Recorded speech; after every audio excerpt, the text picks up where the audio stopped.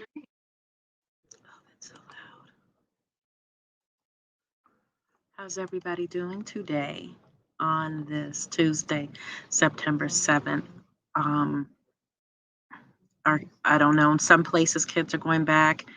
In the city school, they seem to have made a colossal mess with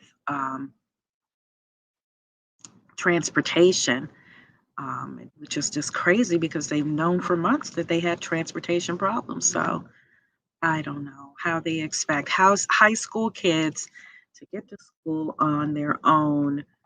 Um, it just makes no sense. And to study virtually when the kids have been virtual for almost 2 years now, and it has hurt our children. Let's talk about that. I urge you all, if you have school age children, to make your voice heard. Make your voice heard. Make some noise. You may be looking right now at these transportation issues, wondering how the heck you are getting your kids to school.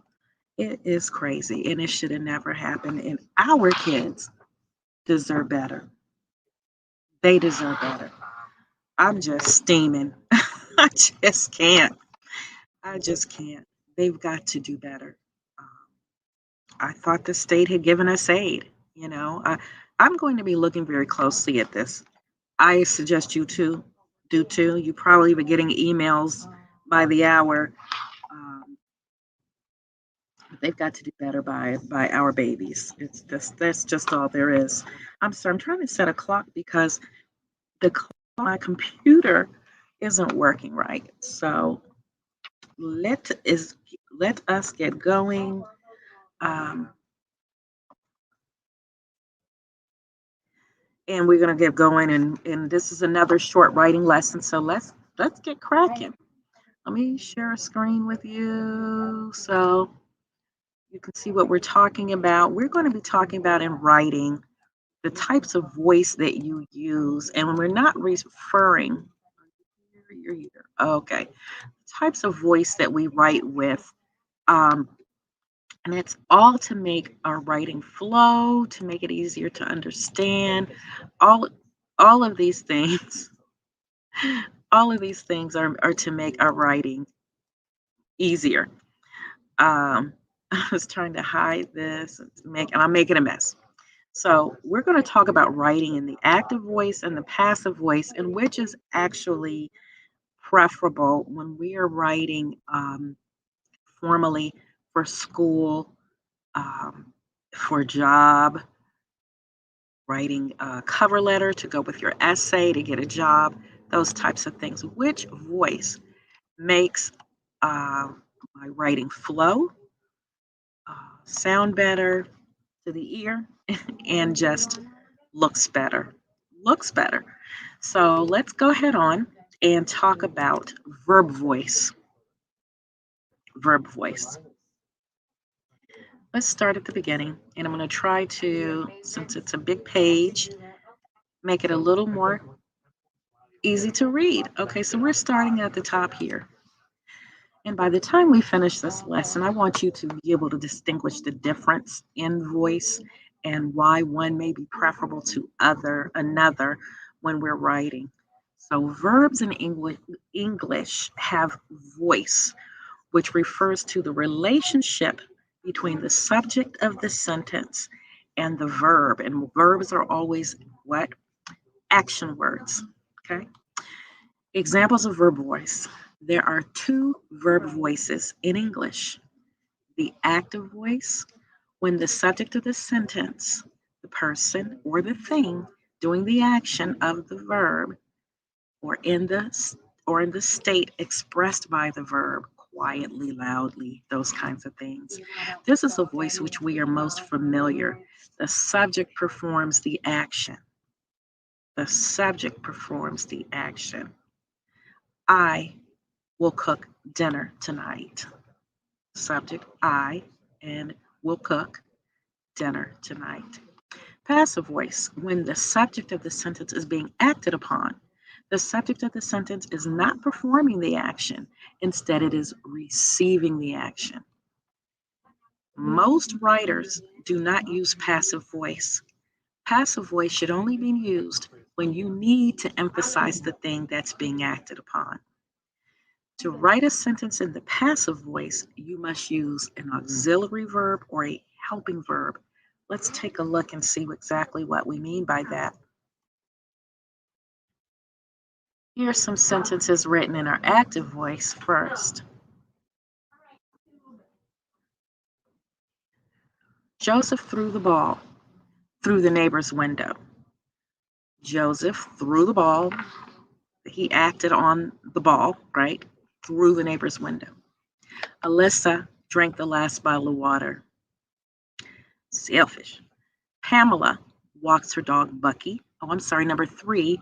Katie read the library book. Who read it? Katie. Katie read the library book. The class watched a movie about frogs. What did the class do? Watched a movie. So here's the same sentences now in the passive voice. The ball was thrown through the neighbor's window by Joseph. The ball was thrown where? Through the neighbor's window by Joseph. The last bottle of water was drunk by whom? Elisa. The last bottle of water was drunk. Okay, instead of Elisa drank the last bottle of water, now we're focusing on the water, right? The last bottle of water was drunk by Elisa. The library book was read by whom? Katie. So now we're focusing on the library book instead of Katie, right? And the first one in the active voice, Katie read the library book. So we were thinking about Katie and looking at what she did. Let's look at number 4. Bucky is walked by Pamela. Instead of Pamela walks her dog Bucky, now we have Bucky is walked or being walked, was walked by Pamela. And then number 6, a movie about frogs was watched by the class. So now we're focusing on the movie rather than the class. So generally when we're writing, we're going to use the active voice rather than the passive voice. Okay, so now let's take a look at a worksheet. Yay, worksheet. And where we want you to write in the active or passive voice, what does Melody give you? I look out for my babies, don't I? You got an answer key. So there you go. Let's take a look, and we're going to work through a couple of them. Voice again. Let's make this bigger. Refers to the relation of a subject to the action expressed by the verb. In the active voice, the subject does the action. For example, the club made those decorations. In the passive voice, the subject is acted upon. Those decorations were made by the club. Okay, and so only transitive verbs were made. Transition words, they were made. Transitive were made. Only those kinds of verbs can be used in the passive voice. So let's take a look at the first one. Let's do it together. I'm going to open with so that I can fill it in with you. Hope that it doesn't mess up the format too much. You know, when you switch over, sometimes it's really messy. All right, so here we go. Okay, now you decided to let me write. The phonograph was invented by Edison. Active or passive? Passive, right? There's our transition word. We call this one passive. And since you want to mess up my format, Tim hit a home run. So that's direct. Subject, Tim. What did Tim do? He hit a home run. So this is definitely going to be what? Active. Here we go. Number 3, the bell was rung by the principal. The bell was rung by the principal. What's that? Passive. And number 4, the football was thrown. We have to have our transitive. Was thrown, right? out of bounds. So we got, that's another passive. Let's look at 5. Jersey had bought some fishing tackle. Some fishing tackle was bought by Jersey. So Jersey had bought some fishing tackle. What are we saying here? Who's our subject? Jersey. What did he do? Bought some fishing tackle. So this is active.